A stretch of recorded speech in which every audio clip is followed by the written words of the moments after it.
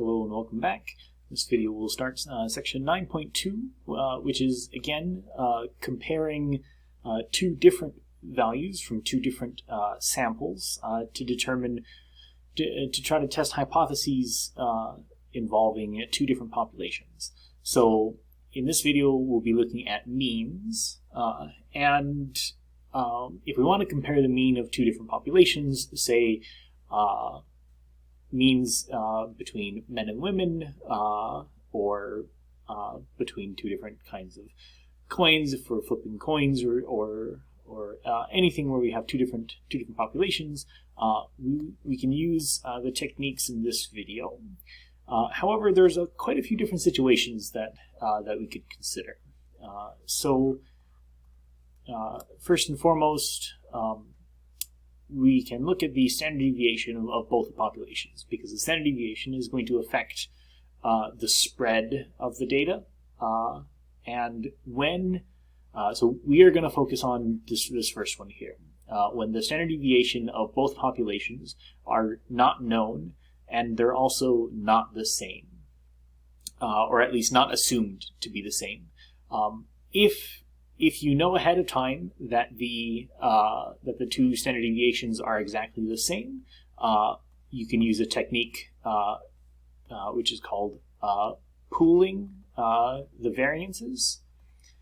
And this is nice because it reduces the amount of error in the calculations. However, you would never need to pool the variances. Even if we know that they're the same, we wouldn't need to do this. It just allows for a little bit more accurate calculations. So we'll just continue to use this first one. And if the standard deviations are in fact known, again, you can modify this procedure slightly to make some slightly better results. But in any case, this first situation will always apply. We can always use the techniques for this first situation. And the two samples that we collect can either be independent or they might be dependent. And again, in this video, we're going to focus on when the two samples are independent. Section 9.3 in the next section, we'll look at what happens when the samples are dependent, and look at some techniques involving that. So for instance, if we just take, as we'll see in the example in this video, if you just take a random sample of men and women, and there's no relationship between them, there's two truly random samples, these would be independent. However, if you were to take random samples where, so let's say of men and women, but they are in husband and wife pairs, then the two samples aren't going to be independent, since the husbands will determine the wives and vice versa. The samples will be what's called matched, or in matched pairs. And section 9.3 is all about hypothesis testing involving matched pairs. So when the samples correspond to one another. But we're going to focus on that in the next section. So for the moment, we're just going to take the most general situation where we just have two samples, and they're completely independent of one another. And just like usual, we have the same notation for everything. Mu, the Greek letter mu, means the population mean, and we'll have mu1 and mu2 for the two different populations. X bar is going to be the sample mean, so we have x1 bar and x2 bar. Sigma, which we've already seen, is the standard deviation for the population. And S1 and S2 are going to be the sample standard deviations. And then N, like usual, will be the sample size. So nothing changes with the notation. We do have a few requirements for our methods to work. So we are in a situation when sigma 1 and sigma 2 are either not known or they're not assumed to be equal. So our methods will apply even if they are known or if they are equal. They're just not quite as good as when other techniques for if we know what sigma 1 and sigma 2 are, and if we know or can assume that they are equal. So in that case, there are other methods, but the methods that we'll talk about will always apply. Some standard assumptions, some standard requirements that we'll need. Our samples will need to be independent. So this video is all about independent samples. We'll need simple random samples. And in order to do our testing of means, we will either need to assume that the population is normally distributed, or our samples are bigger than 30. So this will ensure that our test statistics are nearly normally distributed. So the test statistic for when we're testing means is T, the student T distribution. And this is because the distribution of sample means is not quite normal, but very close to being normal. And this is a very big, heavy-duty formula. It's not particularly nice, and essentially we will avoid using this by plugging everything into StatCrunch. So I'm not going to use this formula explicitly. StatCrunch will do this for us. One reason for this is when we're working with the T distribution, we need to know the degrees of freedom. Usually, the degrees of freedom are going to be one less than the sample size. But now we have two samples. So which one do we choose? Whichever is smaller. And this is the slightly imprecise way. A better way to choose the degree of freedom is to use this huge formula.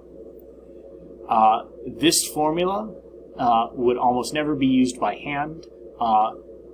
Only the computer would really use this. But it's pre-programmed in, so we don't have to do anything with this. The computer will know how to calculate the degrees of freedom. And when I do an example, we'll compare which degrees of freedom the computer has used. Has it used just whichever is smaller between one less than the sample sizes, or this big formula? The thing to remember is that we're using the T distribution. That's the important part of all of this. And we can also calculate some confidence intervals. And again, the confidence intervals is saying that the difference between the the difference between the two population means should be between two values. The difference of the sample means plus a bit and minus a little bit. So this error term is given by this formula again, and to be honest, I'm just going to let StatCrunch do the heavy lifting and plugging in all these values for us. So let's actually go through an example. So I have listed below, and it's actually in StatCrunch, are course evaluations for some female and male professors, and we'll use a 0.05 significance level to test whether the samples come from populations with the same mean. So to clarify, what we want to do is test, do female and male professors have the same mean course evaluation? So the thing that we test is there a difference between these evaluations? In StatCrunch, so I'll flip over to here. I have the course evaluations. It looks like maybe they were ranked out of 5. These course evaluations are listed here. We've got 15 course evaluations for male professors, 12 course evaluations for female professors. So let's go through our usual process. So the claim, maybe we'll claim that there is a difference between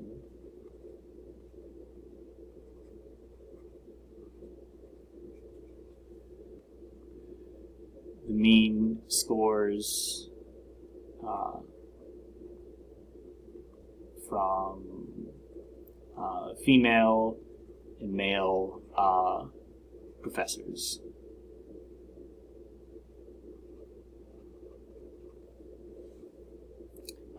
And symbolically, what we can say is that if I call mu1 the mean evaluation for female professors and mu2 the mean evaluation for male professors, symbolically what we're saying is that we're claiming that these are not equal to one another.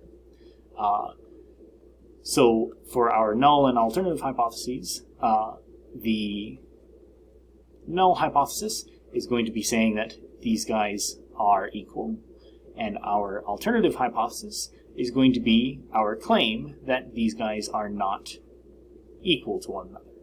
Our significance level, mentioned in the question, is 0.05. And now we need to find our test statistic. So let's come over to StatCrunch. We already have everything programmed in. So we can come to Statistic. We can come down to, we are using the T distribution for this because we do not know the population standard deviations. So this is when we use the T distribution. We have 2 samples, and in fact we can do this with data. We have all of the data values for all of the male and female professors, so we can just use these data values. So sample 1, this will be the course evaluations for the female professors. Sample 2, this is going to be the course evaluations for the male professors. We have the option here to pool our variances. We are not going to do this. You would pool the variances when you think that the standard deviations of both populations are the same. We don't know that. We don't want to assume that. So we're not going to click pool variations, pool the variances. We are performing a hypothesis test, and our null hypothesis is that the difference between the 2 means is 0, and our alternative hypothesis is simply going to be that the difference between the 2 means is not 0. We're not testing whether one is higher or lower than the other. We just want to test whether or not they are the same. So as far as optional graphs and tables, I'm going to do both the p-value plot and the summary statistics. I think both of these are a little bit nice to see. So let us... so both are highlighted, and there's nothing else that we need, so we will compute. Okay, so we get this big table, and let's go through this. So we have the mu1 is the mean of the female professors' evaluations, mu2 is male professors. We're looking at the difference between the 2 means. We have our null and alternative hypotheses laid out for us. The reason I included the sample statistics, the optional one, is because it tells us, okay, the mean female professor evaluation is about 3.87 if we round, whereas for the male professors it's 3.99. So it is a slightly higher in this particular sample, but is the difference between them significant?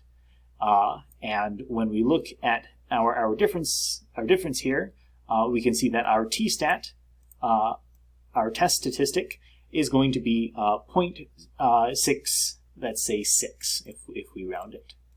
So our test statistic is going to be, I think it was negative 0.66. And it tells us our p-value, which is 0.5172. So 0.5172. But this is much bigger than the significance level. So since the p-value is greater than our significance, we do not reject. We fail to reject. I'm about out of time, so I will continue this and look at the conclusion in the next video.